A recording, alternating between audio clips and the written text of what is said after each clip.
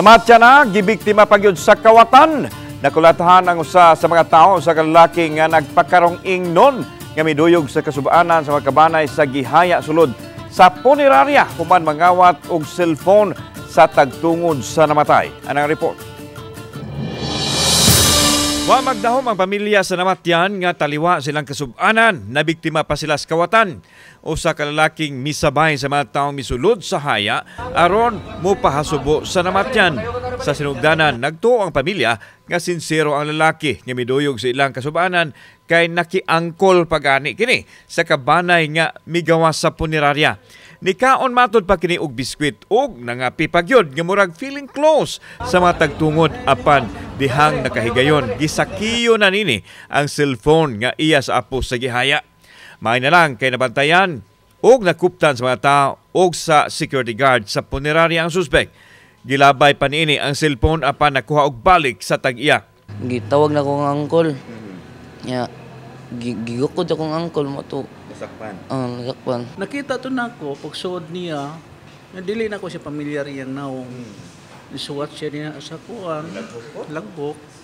Tanaw siya sa kuan, haya. Tuyok-tuyok na siya. So, murag close. Mura siya, kailan na mo ba?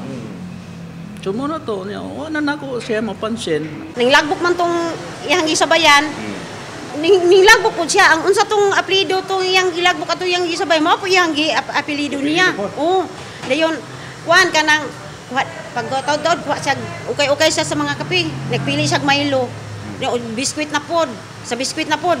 Nagpili siya atong katabangon. Paghuman niya pangapi ni ato siya CR. Balik sa lingkod, mo sa siya, balik sa lingkod sa bangko.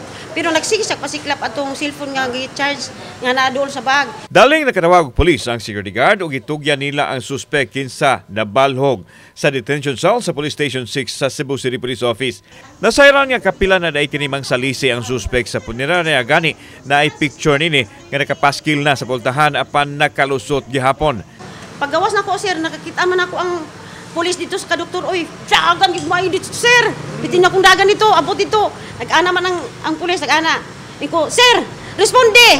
San Francis na ikawatan. Kasipitan na ko yang kamot, dagan isa dool ra. San Francis sir. Samtang wala mo sang atong kaso ang biktima batok sa suspect hinungdan nga gibuhian o sabdayon kini sa kapulisan sa Station 6. Kauban si Clofer Lumayag, ako si Alan Domingo. Balitang Bisdak.